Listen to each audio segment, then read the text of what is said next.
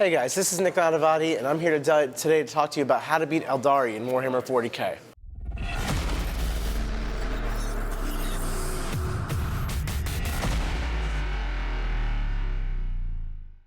Aeldari is a vast army with multiple strong builds, and it's really hard to just identify one and tell you how to beat it. Instead, I'm going to approach it like this and talk about the main archetypes to an Eldar army and the different ways they can build their forces, and give you guys some examples of how to beat them and common mistakes Eldar players make for you to exploit. So traditionally, Eldar is a very shooty army, especially now that they've nerfed Ynnari to not be soul-bursting spears and things like that all over the place. Right now, you're seeing a lot of powerful builds involving Mech Eldar with Ravagers, Crimson Hunter Exarchs, Hemlocks, Razor Wings, and Wave Serpents. Those are incredibly mobile, shooty platforms that are super durable, using either minuses to hit stacked upon each other so you can't actually hit them, or the Serpent Shield to reduce damage that you're using into them. This is a very effective build, and it's done very well in tournaments in the past, but it does have some key weaknesses which I want to talk to you about today. It all comes down to playing the mission against this army. Unless you're playing a very specific army tailored to beat it with lots of flying stuff that has lots of anti-tank, multiple Blood Angel shield captains, or something similar, you're probably going to have to accept that you're not going to kill the entire army. And the faster you realize that, the better off you're going to be. Designing an army that can play the mission in lieu of trying to kill this army is key to your success when fighting Eldar. So one way you can do that is by using terrain to your advantage. So putting objectives or placing terrain near objectives, placing objectives near terrain, means the Eldar army is going to have to really struggle to get to you. If they have things like a Crimson Hunter over here and some Venoms,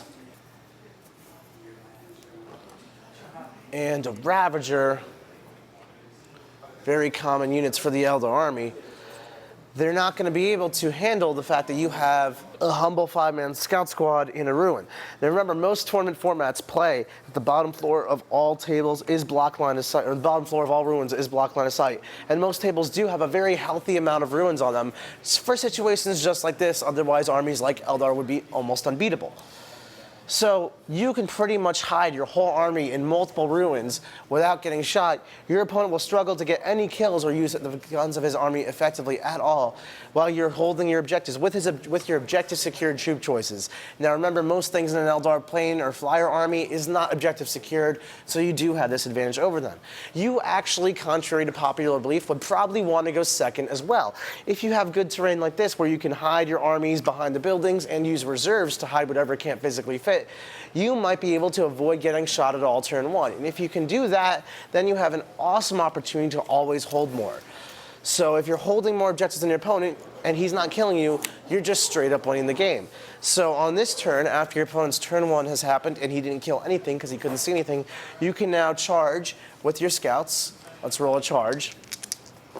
7 inches into this Venom, just like so, and stretch yourself all the way back to this objective. A unit of 5 guys can stretch about 15 inches, and 2 objectives can be placed 12 inches away from each other. So by keeping all the objectives together, you can keep your army able to maximize its ability to hold objectives. So then you just consolidate around the Venom, use your objective secured rule. Remember, you're not trying to actually kill this Venom at all, you're just trying to exist at it. So you're now holding these 2 objectives, he's only holding the one because he's OBSEC, because you're OBSEC, and just like that, your opponent hasn't killed a unit, you haven't killed a unit because he's very durable and hard to kill, but you've held an objective and held more. So you're right off the bat winning the game just because you've chosen second turn. So doing that over and over while not trying to fight him, playing the mission, not your opponent, is the key to your success against Eldar. A couple other ways to do that is by having some powerful deep striking options. If you have strong deep striking options in your army, just something that will force your opponent to put out a token screen, that's actually a huge weakness of the Eldar army. Their screen units are often going to be Rangers. People don't like paying a premium for things like Swooping Hawks or Scourges or even using their Venoms to be screens because you're already taking Rangers as your troops to fill out battalions. The Rangers are amazing troop choices, which I've covered before, but they have a huge weakness as a screen in that they don't have fly. So if you have 5 Rangers set out just like so, to be your token screen as your Eldar player, and then you charge in with your unit of 30 boys, which you deep struck. Now I know that's a controversial choice, and deep striking 30 boys may or may not seem intuitive to anyone, but you deep strike, you're 9 inches away, and you have your 8-inch rerollable charge right out of deep strike. You can now charge the Rangers, just like so. Make it, and again, we're gonna not try to kill the Rangers here. That's gonna be key. We're just gonna pile in like that, or charge to like just right here with our 8-inch rerollable. And now we're gonna swing with one orc. He's got 2 attacks if he's a shooter, 2 hits, 1 wound, and 1 dead ranger. Your opponent might have wised up to what you're doing, killed that ranger. But that's okay because you gotta pile in, and then it's important to stay at least 1 inch away on your pile in. That way you can't accidentally attack him. And then you have your consolidate to wrap around the rangers. Now, because you put the orc unit in deep strike, it forced your opponent's hand as a screen. Otherwise, he's going to lose all of his venoms and raiders and ravagers and wave serpents to your deep striking orcs. So he's kept all of them safe, which is key to his plan, but it's also key to yours because he kept them safe by using his rangers.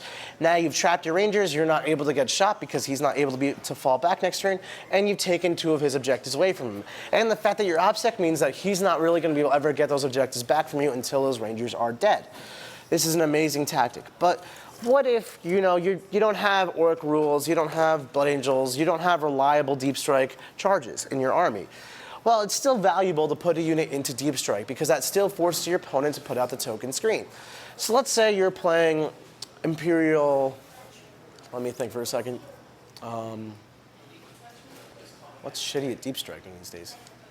Let's say you're playing Grey Knights and Space Wolves. Your Grey Knights can deep strike, which will force your Eldar opponent to screen well, and your Space Wolves can be hiding in a building with their Space Wolf scouts. I'm just going to put them on top to represent that they're on bottom because they're going to move out of this ruin in a minute anyway. So because you put the Grey Knights into deep strike, or your Space Marine Terminators, or whatever, into deep strike, your opponent had to put out a token screen because he can't risk you making a 9-inch rerollable charge, or just a 9-inch straight-up charge with a command point and getting into his back lines. That's just not a smart move. So then the scouts can come out because they were able to hide in their building, and because your opponent was forced to come forward and put out a token screen, you can now do the same exact strategy, charge and wrap the rangers with your scouts.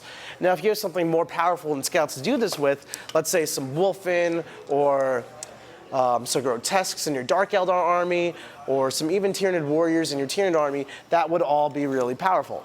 That's one way you can mitigate their shooting phase if you are playing at the top level. Just putting a unit in deep strike will force your opponent to respond by putting out a token screen for you to take advantage of by trapping, wrapping, close combat. And then Eldar armies typically don't run much combat power at all, so they're not going to be able to clear you out of that screen. They solve their problems by just flying away from them for the most part. So you need to exploit the parts of his army that don't have fly. Another thing you can do is if you're playing in ITC formats, some of them have terrain commonly referred to as magic boxes.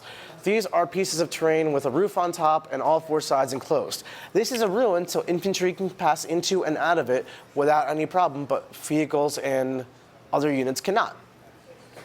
So you can take the roof off, just like so, and you can put as much stuff as will physically fit into your 5 scouts, a couple of custodies guys, maybe even your smash captain.